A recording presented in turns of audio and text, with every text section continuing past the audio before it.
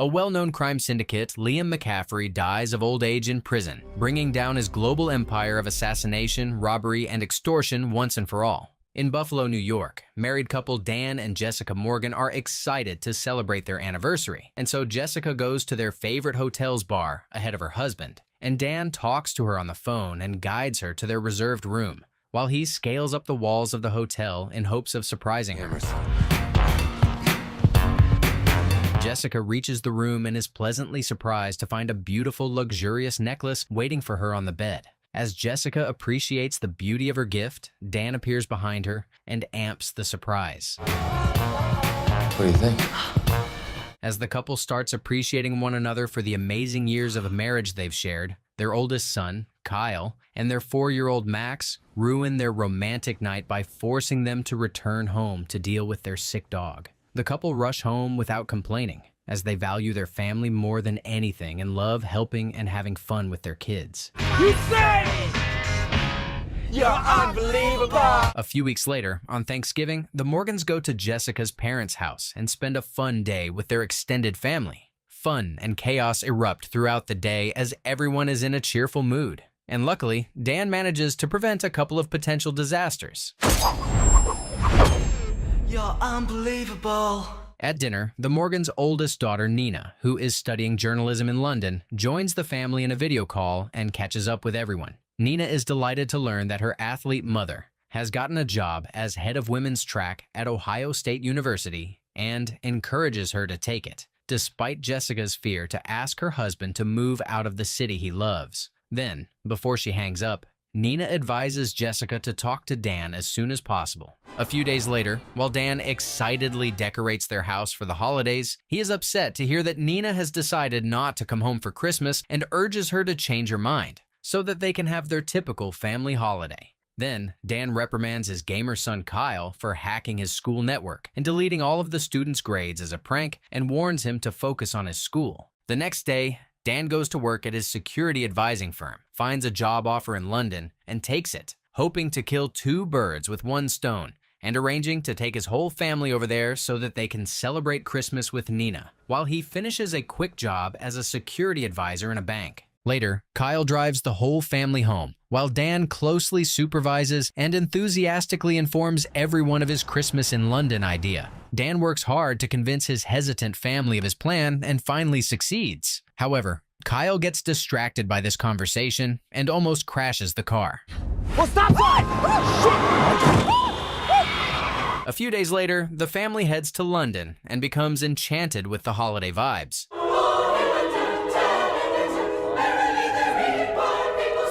Later that day, instead of waiting for Nina at their hotel, Dan decides to surprise her and takes the family to her apartment. There, Nina is shocked to see everyone, especially since she hasn't had the time to get rid of her boyfriend, Omar. Oh, whoa! Nina reluctantly introduces Omar to everyone, and everyone seems to take it well except Dan, who is overprotective of his daughter. Later, the Morgans and Omar go out for a walk around the buzzing city, and Omar impresses the boys by showing off his cool parkour skills. Let's go. You know I'm having too much fun. Unfortunately, Max decides to copy Omar and falls flat on his face, causing Dan and Jessica to come rushing. Dan is annoyed at this and admonishes Omar, who calmly takes it, and even advises the concerned father not to be too overprotective and shares that that's what ruined his relationship with his father. The next morning, Nina meets her family at the hotel and spends some quality time with her mother and encourages her to tell Dan about the Ohio offer as soon as possible, while Dan goes to his meeting at the bank. Later, Nina takes her brothers out to the park, hoping to give her mother some alone time to build her courage. At the bank, while Dan assesses the security gaps, he is met by a man named Aiden Clark, who asks him to demonstrate the bank's security weakness by breaking into it right there. Dan leads Aiden through the isolated corridors leading to the safe deposit boxes by hacking into a series of security systems. I'm just getting warmed up. After you. Shall we? Off to eat? No. The duo finally reaches the safety deposit boxes, and Dan invites Aiden in before quickly grabbing him in a chokehold. demanding to know who he is, as he had picked up subtle signs that the man has nothing to do with the bank and has an ulterior motive. Who the hell are you? What's happening here? Doug didn't recognize you. However, Aiden manages to quickly show Dan a picture of kidnapped Jessica, which forces him to relent. Then, Aiden refers to Dan as Sean McCaffrey, which is his old criminal name, and reveals himself to be his half-brother Finn. He then relates that their father, Liam McCaffrey, had an affair with his maid, but that he had betrayed her after she got pregnant. Finn adds that he has always been jealous of Dan for being adored by Liam and has been holding grudges against his father for abandoning him. Finn then orders Dan to open one of the deposit boxes, which reveals a key to Liam's crime kingdom, before threatening to expose Dan's past with evidence if he ever contacts the police. Then, Finn threatens Dan's family and forces him to take the blame for the current bank robbery so that they can both make it out of the bank. Hence, Dan is forced to pretend to hold Finn hostage as the duo walks out of the bank. Once outside, Finn orders his people to release Jessica, who reunites with her husband, who notices that she has a gun taped to her hand. As the police start arriving, Jessica and Dan flee the area, hoping to hide the gun and get to their kids in time. No, you think, no, it's okay, I'm not gonna hurt It's you. okay, don't worry. I'm so sorry. I owe you a bag. Elsewhere, as Finn drives away with his men, he notices that Dan had stolen the key from him and decides to head to his hotel, predicting that the couple would go there to pick up their kids. Then, Dan calls Nina and tells her to gather her siblings, who are enjoying themselves with Omar at the park, to wait for them there and dispose of their phones. The kids and Omar manage to find Dan and Jessica, and the group starts running away, while Dan informs everyone who Finn is. What? Our uncle? Not the time, guys. The group manages to lose Finn and make it to a tour bus, but unfortunately, Finn catches up to them there and holds Dan at gunpoint, demanding the key. Dan manages to tackle Finn, and the two get into an intense fight. Is it true you spent 20 years selling used cars? Certified pre-owned. After a lengthy fight, Jessica joins in and helps Dan by spraying fire retardant on Finn and clouding his vision before directly engaging him in a fight. Seeing this, hoping to rescue Jessica and buy his family some time to figure out their next move, Dan throws the key out of the bus, which forces Finn to get off.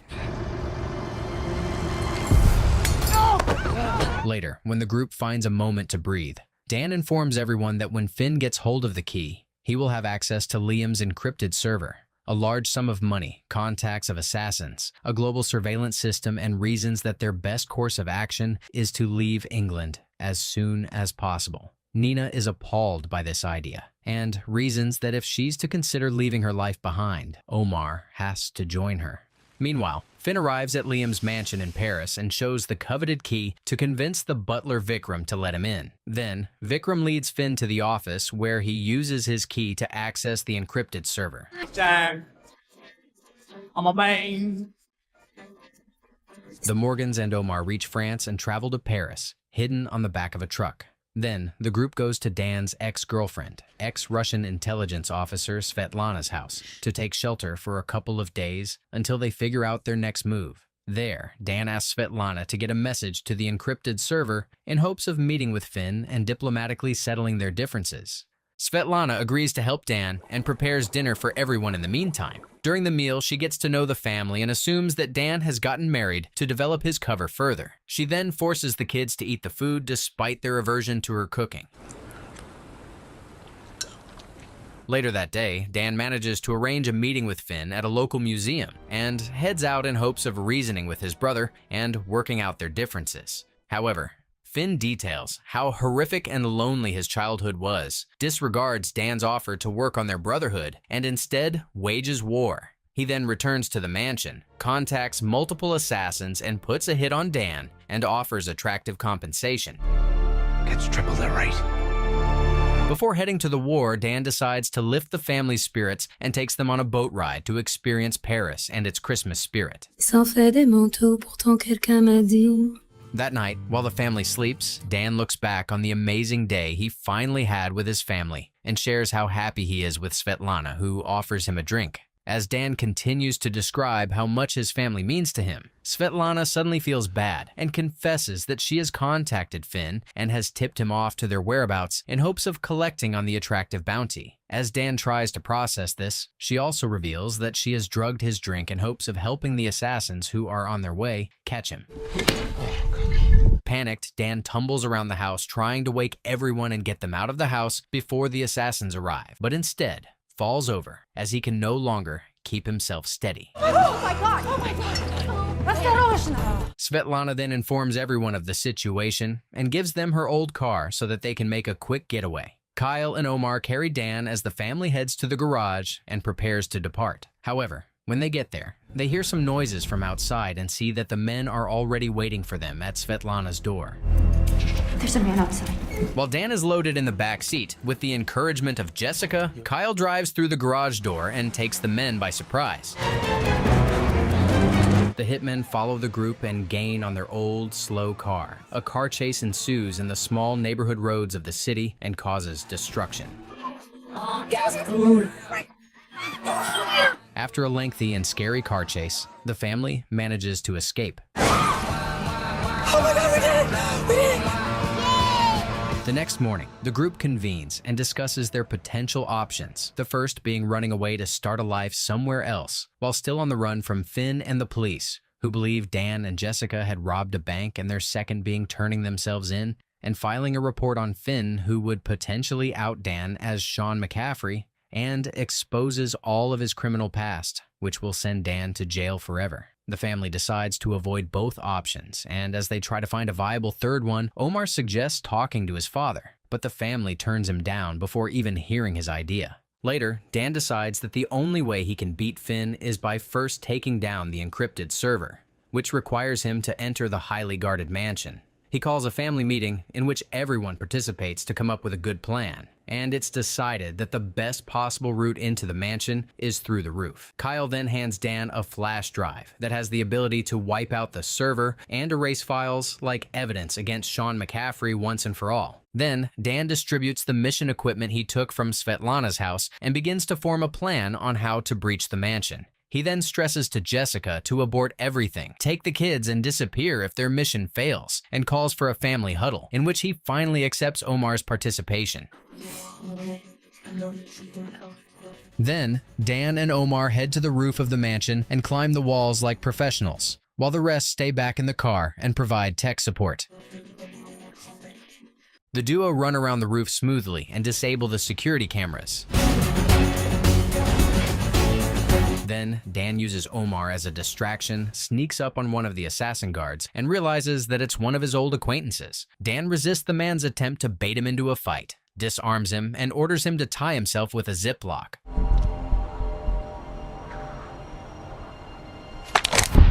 However, moments later, the guard uses this opportunity to pull a hidden gun on Dan and hold him at gunpoint. Dan handles this with his usual level of professionalism, and to his family's relief, manages to knock out the guard.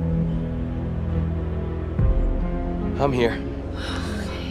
Then, using the advanced gadgets, Kyle manages to use the knocked out guard's voice to answer Finn, who demands to get a security report on the surrounding. Then, as per Dan's orders, Omar disables the last camera and heads down to the ground, where his friends organize a protest against oil companies and create a distraction. As soon as she sees this, Nina, who's a passionate member of Greenpeace, joins the protesters and leads them to the mansion's door while announcing that its owner is a big oil company executive abusing the environment. However, just as she leaves the protest, police officers catch Nina and start asking her questions about her involvement in the commotion. Seeing this from afar, Omar creates another distraction and gets arrested, which gives Nina an opportunity to escape.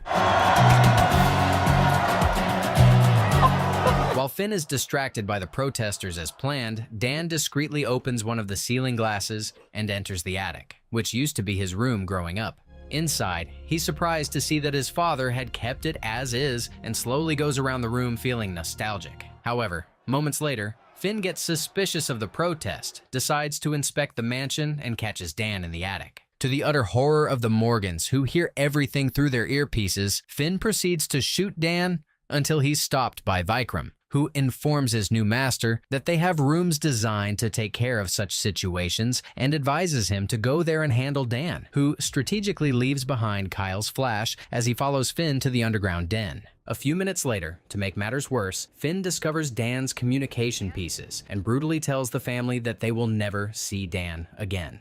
As the terrified family tries to decide what to do, Kyle notices that his father had left the flash drive behind and shares that despite things looking grim, they can still help Dan by finding it and using it on the server. Despite Dan's order to abandon him and everything else at the sign of trouble, Jessica decides to help her husband and heads to the mansion, after warning the kids to go to the U.S. Embassy if things get worse. Then, Jessica proves her athleticism as she jumps across the roofs of buildings to get to the mansions. There, she enters Dan's old bedroom, and as she lovingly looks around her husband's childhood memoirs, she finds the flash drive. With Nina's encouragement, Jessica takes it to the office. Yes!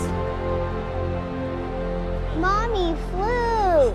In the underground den, Vikram directs Finn to place Dan over the drain and shoot him cleanly. But as Dan stands over the drain and Finn proceeds to shoot his brother, Vikram pulls the plug and drops Dan into the manhole of the drain, saving his life.